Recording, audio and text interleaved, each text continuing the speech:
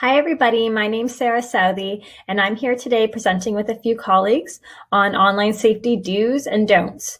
This workshop is geared primarily at autistic adolescents. Certainly, parents and caregivers are going to pick up a few good tips from tuning in as well. And before I go any further, I'd just like to introduce who's here with me today. So I have Nicole, who is currently working with me as a student, and I also have Katie, who is presenting as a self-advocate and has had a lot of experience with some good stuff and some not so good stuff online. So she's here to share what's working and what doesn't work for her. So just as a kind of overview for the presentation today, Sarah is going to talk to us about red flags. I'll be covering some of the different privacy functions, their uses and importance in social media. We're also going to talk about revealing information, meeting online friends, spam emails, online purchases, and then also the acronym Play It Safe. Okay, so I'm going to get into red flags, and I'm going to have Katie help me a little bit with this one for sure, because Katie's done some amazing work at thinking about what red flags might be, and they've really impacted your time online, right? Yes, it sure has. So what are some red flags, Katie, that you look for when you're meeting and chatting with people online? Well, mostly you should look for, like, if they want to ask for nudes or if they want to send you gifts, but you have to pay for them and whatever, like, that's not okay. So that's one of the red flags I have in mind. Yeah, absolutely. So if someone asks for nudes, definitely that's not really a safe thing to share because we don't know whose hands they could eventually end up in, right? So that's a good point. And then the other point you make is don't send people money or gifts. Even if you've talked to them online for a while, sometimes people play like a long game to get things that they want. I've seen many people unfortunately manipulated online to send cash, send gifts, those sorts of things. I have one quick point to make. Like, if you were to send nudes, eventually, I'm just saying I have some knowledge about what happens sometimes when you send nudes, but I haven't, me personally, I have never done it, but I know a few people that have, and it has actually impacted their job. Yeah. They stay online, right? They end up in some kind of cyberspace, and even if someone deletes them, they may still be available at a later point in time. So that's a really good point. Another thing that we want to avoid, another red flag, is sharing of personal information. And I think we're going to get even more specifically into that later on. But that's another way that you could be exploited if you share your personal details. Someone could try to and whatever. Yeah, a number of different things. What do you think, Katie, about if someone doesn't have any pictures or any posts? Could that be a red flag sometimes too? Well, yeah, because sometimes it is, but if you physically, like, know the person for a while and they haven't posted or they got rid of their profile, that's another story. But if you don't really know the person, then don't follow them, don't really talk to them, because it's a red flag. Right. If they make fun of you, that's a red flag. We don't want people making fun of us. That doesn't make us feel good. If we're engaging with people online, that's to have fun, right? It's meant to be a fun thing. It's meant to be a social thing. So if they're making fun of you, that's kind of rude. Of course, there's different contexts. We know friends can playfully tease one another, and sometimes that's okay. But this is like if you're looking for, if they're being quite rude to you, or if they're teasing you a lot, you don't know them, that's definitely a red flag. What about if they offer you free stuff? That is a big no, because they will get your address and send you something, either the thing that they said or something even worse. Yeah, it's just sharing of personal information again, I guess it comes down to, right? We also have on here starting a conversation with someone in a sexual way. So not just nudes, but sometimes people will start conversations and they may have more of a sexual tone to the nature of the conversation, asking people things in a sexual way, what they're wearing. Can I give you an example of that? They'll be like, "Oh, hey, sexy, what's up?"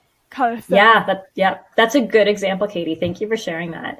So right away, that's setting a sexual tone. And we know that a lot of people listening are probably autistic adolescents. So sometimes picking up on those cues can be a little bit tricky. So, if you're ever feeling uncomfortable about what someone's saying to you, it could be good to ask a friend, get some feedback, or ask a family member or parents, or maybe if you're at school and it happens, you can ask your teacher to help you out.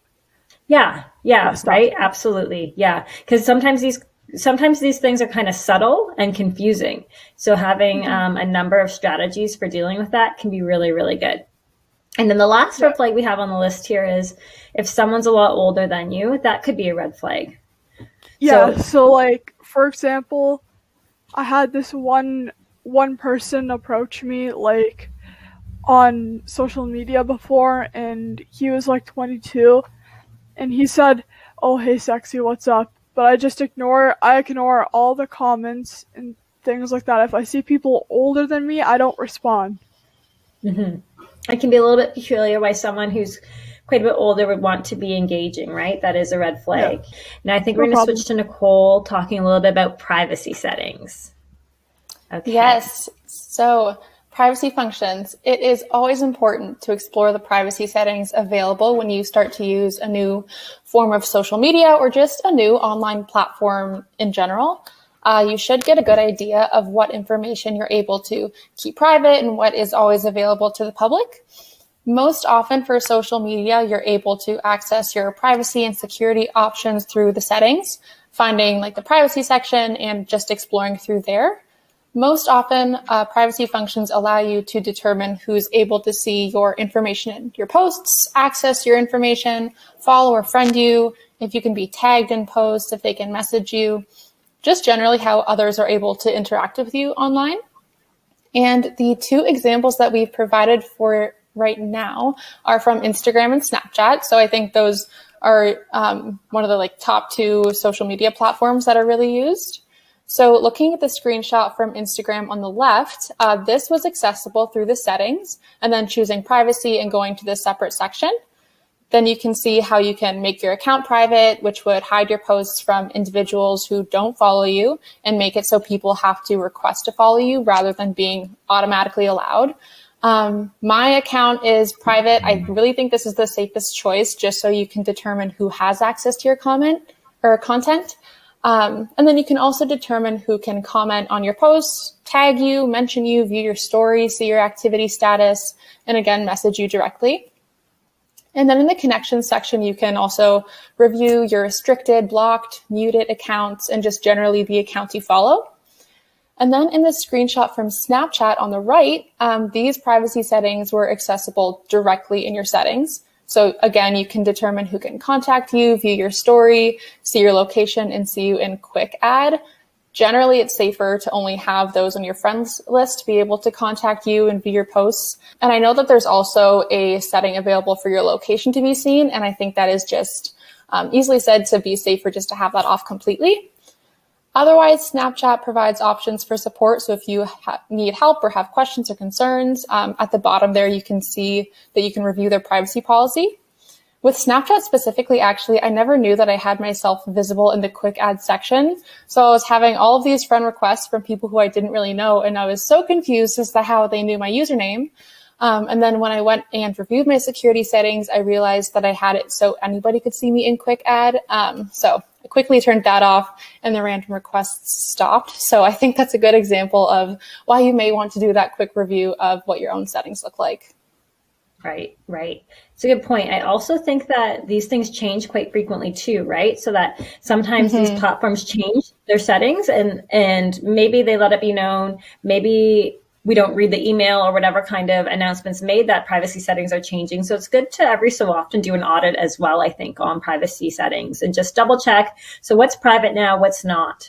Maybe something like every 6 months or so, just to make sure that information is information you want. Oh, for sure. Okay, so getting into sharing personal information, what don't you want to share, Katie? What are some good things to not share? Like your phone number, your address, where you live, what kind of cars or something you have. Like that's another thing. That's another big thing for most YouTubers. They blur out their license plate. so no one can go to their thing and just go smash up their car or whatever, you know? Right. Right. Yeah. So basically any personal information, including financial information and passwords, information on your schedules and where you go to school as well, and what your work life is like. Those are all things to keep private. Right now, everybody's at home. So schedules may look a little different than they may have in the past. But the reality is that sometimes people are, looking at your patterns and routines as well, if they're in their local area, to, possibly do a break and enter, or they're looking, if they're not in your local area and they're looking for information, they may be trying to truly steal money from you, right? And drain your bank accounts or credit cards, sorts of things. Like when you're looking on your credit card or down on your Visa bill or whatever, and you see like a suspicious payment and you don't recognize that, then someone might have the same number credit card as you, or they stole it from somewhere. Who knows? Right. Yeah, for sure. So lots of possibilities there. So definitely good to keep information private. I think we can definitely agree to. Kids and adults must not share that stuff. Yeah, right. And like we're talking about this workshops for adolescents, but this information is also very, very important to parents as well, right? It's not just adolescents who can get caught up in online scams. It's certainly something that happens to parents all the time. The spam emails, I don't know how many people who are going to be watching this are checking their emails quite regularly, but certainly there are, oftentimes like attachments that we don't want to be opening. There's oftentimes errors as simple as like a small, like it might be your bank, but it might be instead of the .com, it might be a different ending. And it could be that simple, that it would not actually be your bank and it would be somebody trying to infiltrate your information. Look for grammar, look for attachments. Look for anytime they want you to verify something. If you don't recognize the people you're doing business with, and even if you do, but if it's not like a close friend, or sometimes even if it is a close friend, people get hacked and there's different kinds of things. So I would say just avoid opening any information that you weren't expecting to receive from someone is probably a best practice there. Online shopping, my favorite thing to do, especially during lockdown, but it's also something that increases your vulnerability on the internet. And I'm just going to go through some basic guidelines everybody should follow surrounding safe online shopping. So the first is to use familiar websites. So trusted sites like Amazon or websites from your favorites like Sport Check or American Eagle, Best Buy. But yeah, so just making sure that it is the official website. And then the next is to look for the lock icon beside the website address URL, which shows the website that you're on is secure. And if it doesn't have that lock, at the very least, the URL should start with HTTPS, not just HTTP. So that's just at the beginning of any website address. And I think that just helps with security and making sure all of your information is actually private. And then the next is making sure you don't overshare. So like anywhere else on the internet, you want to make sure you are only providing information that is absolutely necessary. No online store needs your social insurance number or your exact birth date. Not oversharing helps to protect against things like identity theft. And then the next tip, which actually, Katie, you already mentioned this, is to check your debit and credit card statements and accounts regularly. You want to make sure that the only charges on there are the purchases that you have made. So if you see any charges to your card or money missing that you didn't spend from online stores or even things like PayPal or seeing those e-transfer charges, call your bank, make sure that there's no fraud going on. Right away, exactly. That is so important to really get a handle on. And then the next one is making sure your computer has antivirus protections and other tools that help prevent hackers, spam, other viruses, making sure those are always up to date so they're actively working. And then it's also important to try to avoid shopping online in public, something that probably won't occur very often during COVID, depending on lockdown parameters in your area. But if you are in public and you have your credit card out and you're entering your information, there's always the possibility of somebody snooping and trying to look at your information. And then lastly, it is always important to do your research on people you are buying from. So This doesn't really apply to big brands and reliable stores as much, like I mentioned earlier, because you know that they're a legitimate company. But if it is one that you haven't heard of, or you're just feeling a little wary of purchasing anything from there, be sure to use Google to your advantage. Look at those reviews. Make sure you can find like an address and phone number just to ensure everything is totally legitimate.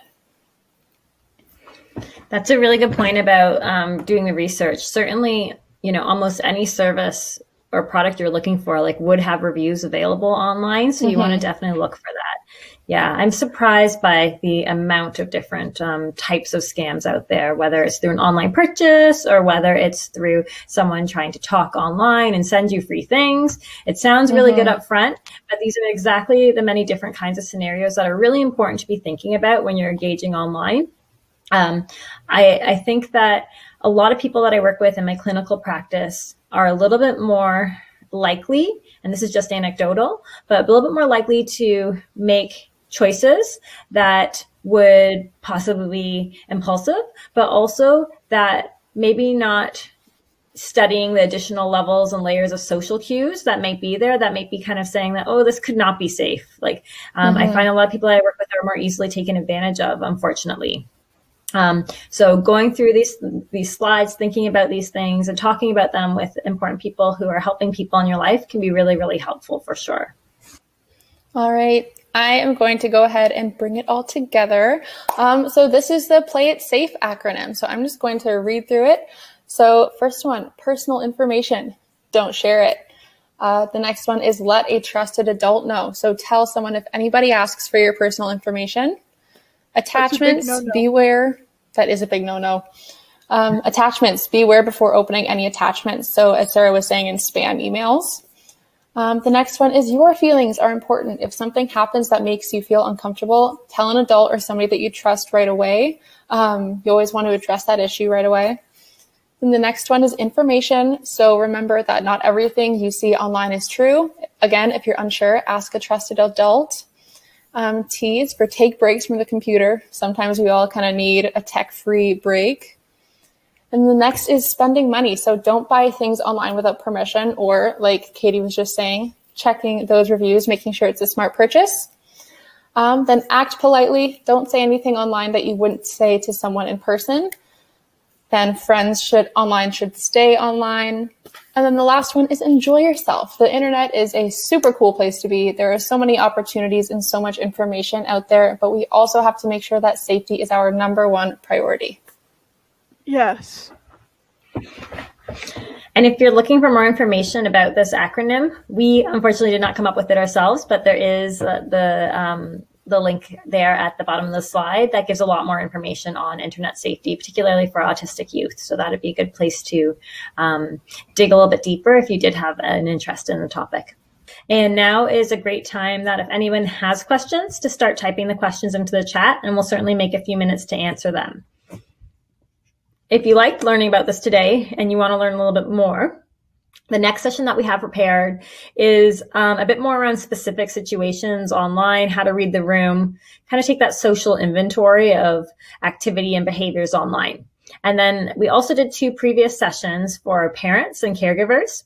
And all those sessions are all available through the register link. That one link's going to take you to everything you need if you're looking for additional information. Lastly, if you're looking for a little bit more information, here's a few more resources. One of them we already mentioned a few moments back, but there's a couple of interesting guides available. I'll be honest, we were not able to find a tremendous amount of information around online safety, particularly geared at autistic teens. That's why we're here today talking about it, but the couple of resources that are available are quite good, so I definitely have a look at those. The first 2 are accustomed to the population we're talking about. And then the third one is a little bit more generic, but also really, really helpful. And if anyone has specific questions for me, you'll note my website and email address there. And certainly I'm happy to be in touch if there are any questions. Thanks so much, Autism Ontario, for having us. And we look forward to our last session coming up soon.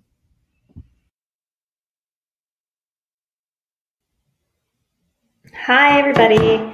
So I am here now to do some questions and answers with you. That was pre-recorded and now I am live. So if there are any questions, please do not hesitate to type them into the chat box and I can respond right away. So we've got almost 10 minutes to do this. So have a think. Obviously we covered a little bit about a lot of topics. So if there were certain things that you wanted to spend a little bit more time on, or even like a scenario that you wanted to walk through, let me know. I have one piece in the chat saying we always get scammer calls for visa and I always hang up. Yeah, so it's not just online, it's also by phone too, right? I think more seniors are often more vulnerably targeted by phone scams, but certainly it can happen in a number of contexts, right? And this information is transferable. So I know someone who I was talking to earlier this week about safety online actually had a situation where they were approached by a stranger in public and said, I knew what to do because I handled it similar to the way that I handle it online when people are kind of approaching me online and I don't know them or want to get to know them. I just kind of try to ignore them or kind of get away. So similar kind of pieces translating into different aspects for sure. So another question is, can we watch this recorded session later with my daughter? Absolutely. So it's going to be available on demand online tomorrow. So you will be able to do that as early as tomorrow. And that's one of the reasons why it's so great that Katie was a part of our series here, because I think that having Katie talk about some of these issues makes it quite relatable for other adolescents. And what I would also suggest is that even people a little bit younger. So I know I'm doing some other workshop series on online safety, and we're looking at preteens as well, as young as like 8, 9, 10 years old, and starting to think about what's safe and start having conversations about those pieces now. So yeah, definitely available later. And then the other session too will be with Katie and Nicole. And that'll be coming up soon. And that's also quite interactive. We're going to play a game in that session. So lots of fun there. And I think lots of good takeaways for adolescents themselves. Now I have another question coming through and let's see. Okay. So here's one. Okay. So I stream regularly on Twitch and constantly meet new people. But should making new friends through streaming just be completely avoided? Or is it okay as long as I look for the red flags? Excellent question. And actually, there's another question that just came through that was kind of similar to this. And it was, I have friends online and my parents don't know them and they don't want me talking to them. What do I do? So this is a loaded topic right now for many reasons. I'm also thinking about a client that I have who met a boyfriend online this year and her parents don't know them at all because of the pandemic as well, right? So there are layers upon layers to this issue right now. So pre-pandemic, probably a lot of our friends were made in the settings that we would attend. So maybe at school or if we had a common interest. But, and had some kind of extracurricular related to that common interest. Like maybe you did Taekwondo and there was someone at Taekwondo that you usually talk to. But now 15, 16 months later, all we've been doing is being online all year. So, more people are making friends online that they may not know in real life. And also just to say, I've worked with many people, who weathered the pandemic with a little bit greater ease, because they had such strong relationships with friends online through different gaming platforms, for example, beforehand. So I'm thinking of people who I know who maybe used to exist as typically socially isolated pre-pandemic, but then kind of like eased quite well into COVID life and lockdown life because they were still continuing to talk to the same people and do some of the same activities. So that was a major strength and resilience factor for them that helped them, as opposed to many other people that I know who've been in like, on and off mental health crises over the last year or so, right? So there's a lot of value to having friends online. And the way that we look at internet as a society and communicate with people online is very different than maybe how parents may have viewed or perceived things. So my feedback, and a long-winded answer to all those kinds of related questions and scenarios, going back to the Twitch, going back onto my parents not wanting me to talk to someone online if they don't know them, I would suggest that it is unlikely that parents can meet or know every friend that their adolescent is connecting with online. So that's one piece. And the second piece is there are really great possibilities to meet people online that may have common interests to you that you might not be able to find in other places. So I know a lot of people I work with have really specialized, sometimes very unique interests, and they have a hard time finding that community elsewhere. So if you are able to connect with people online who have that shared common interest, then I think that's a great thing to do. So going back to the question, should making new friends online just be completely avoided? My feedback to you is no. I don't think it's realistic at this point. I think that it's a great outlet if at all possible. I think that it's really great to do that safely. So you want to be looking for the red flags. Another thing that I know a couple of people that I'm working with who use Twitch quite regularly do is like they kind of have like a friend or a moderator, someone kind of there to help them out and kind of also like screen out and weed out those people who might be kind of exhibiting red flags as well. So that's another possibility too. And what I suggest to kind of make sure and ensure maximum safety is having a safe person who you can talk to and be bouncing questions off of them, be like, is this a red flag? I don't know. I kind of was weirded out by that one comment, or I don't know, this person doesn't have a profile picture on at all, and they keep saying kind of weird or provocative things. That's kind of leaving me uncomfortable. Should I block them right away? Well, probably yes, but sometimes having another person to ask that too can make someone feel a little bit more at ease and more comfortable with being online and with being supported and free to explore. My experiences in doing counseling for the last 12 years or so, and this is anecdotal, but I observe many people that I work with getting taken advantage of more than a neurotypical person. So a lot of autistic youth and young adults I work with end up being taken advantage of more frequently than others. So what I find is it's always good to make sure that there's a couple of extra people in a support system to bounce ideas off of and make sure that you're not going to be taken advantage of. And miss maybe some social cues or setting some boundaries. So I hope that makes sense. Okay. So, so then another piece, and this will probably be the last piece for today. Okay. So, trying to get through it all. Yeah. So this is just kind of a comment from another parent. So talking about social media and being a public figure, for example, a YouTuber. So Jeff Bezos from Amazon once said, you can either choose a life of ease and comfort, or a life of service and adventure. What will you be proud of later? So the main message, this is kind of summarized, make sure that you take mitigated risks when you're using social media. So this is just a note from someone who's attended. They're saying, make sure that you're kind of aware of, having a public account and what sort of on ways to, and it's really important to try to find ways to stay safe while you're doing that, like not responding to suspicious emails, for example. Okay, so where can we find friends online? So I would say what you want to do is start kind of following on the different online platforms from one of the earlier slides. If you're using any of them, get comfortable with one or two of them. Start looking at common interests that you have, like looking at things that if there's any groups or online fan pages or chats going on in the different forums or platforms that would specialize to things that you're interested in. That's the best launching place. And you also want to make sure that they're appropriate for your age group as well. Okay, so I think that that's the end of the questions. And I think that we are just about out of time. So thank you for everybody who did contribute to ask questions or share comments. I see some familiar names there, so nice to see some of you. I'm glad you're tuning in. And again, don't forget the last session's coming up really soon. It's great. I'm not sure if your parents are today mainly or teens. We did want to gear this at teens. So definitely the next one again is geared at teens. So get your adolescents online or come back if you are an adolescent, and we will dig into the final topic and kind of wrap everything all up and give you a few more major tips and considerations for being social online, staying safe online. Okay, thanks again, Autism Ontario, and take care. Bye now.